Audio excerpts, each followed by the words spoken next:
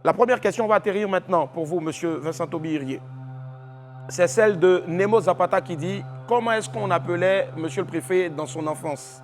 Le petit surnom, je pense.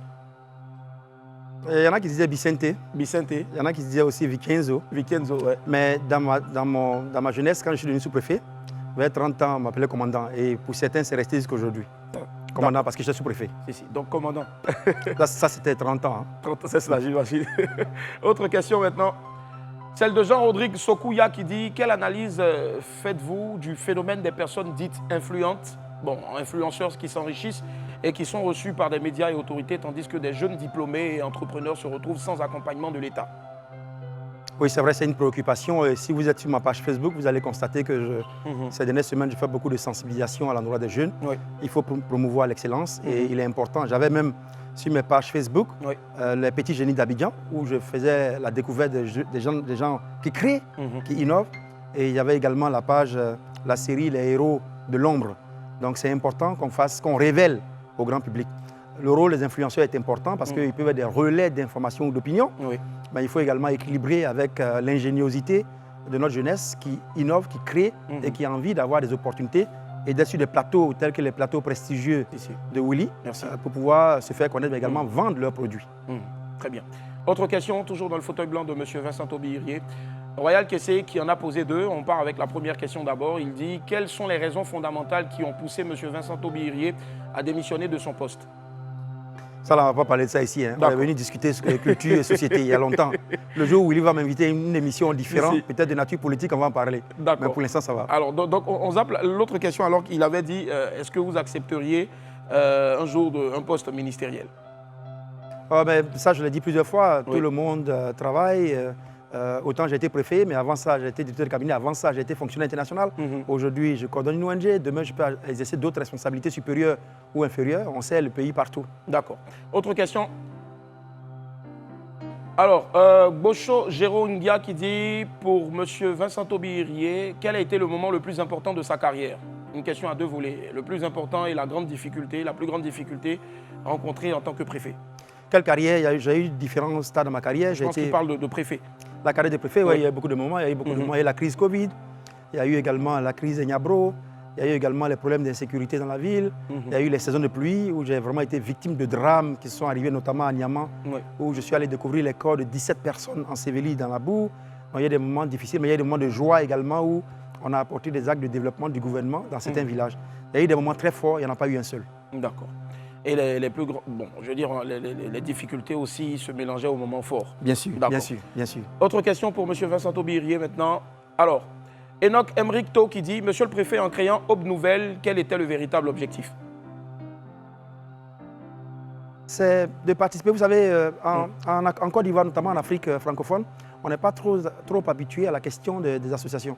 Mais vous allez en Afrique australe, en Afrique anglophone, c'est des gens qui sont très habitués parce que ce qu'on appelle société civile, c'est-à-dire ce qui n'appartient ni au domaine législatif, au corps législatif, ni au judiciaire, ni à l'exécutif, c'est la population et ils participent à la vie d'une communauté. C'est inacceptable en Occident, par exemple, que vous ayez un niveau d'influence et que vous soyez en marge de la société, que ne vous vivez que vous seul. Et donc, Aube Nouvelle a pour but, c'est une ONG. Il y a des millions d'ONG en Côte d'Ivoire. ONG fait sa contribution sur les conflits, sur le leadership, sur la participation citoyenne. Donc, c'est un peu ça. Maintenant, si demain, les rôles que nous exécutons, que nous assumons, nous amènent à assumer certaines responsabilités ou prendre certaines positions, ce serait totalement logique. C'est ça le rôle de la société civile. D'accord. Autre question. Kwame Nicolas Sari qui dit comment faire pour rejoindre donc, il a parlé de mouvement, mais je dirais l'ONG, et quels sont les critères? Sinon, je félicite M. Vincent Aubry-Irié et je l'encourage pour tout. Une question de Kwame Nicolas Sari. Oui, merci. Beaucoup de jeunes ont adhéré et ça, merci grâce à vos ondes.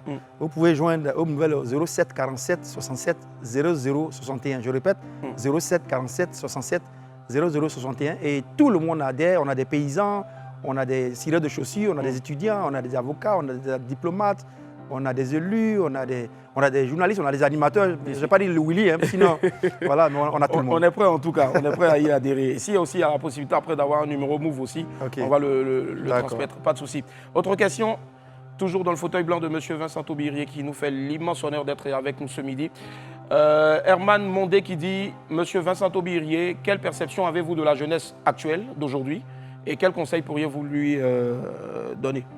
J'ai eu l'opportunité de passer dans les quartiers d'Abidjan, les sous-quartiers d'Abidjan, je veux dire. Et même ici, vous, à l'AFTB, vous faites de très bons documentaires aujourd'hui sur la vie des quartiers. Merci. Et les souffrances des populations, mais également leur joie. Et je constate une jeunesse dynamique, très forte, ingénieuse, qui est au travail, qui innove, qui essaie de s'imposer, qui s'impose, qui se révèle. D'ailleurs, dans 2 jours, je fais un post à ce sujet. Mais il y a également une jeunesse en perdition, en désespoir. Et c'est ce qu'on constate un peu sur les réseaux. C'est des choses sur lesquelles il faut travailler. Mais la jeunesse ivoirienne est vibrante. Elle est vraiment le socle sur lequel notre pays va se bâtir demain. Très bien. Autre question.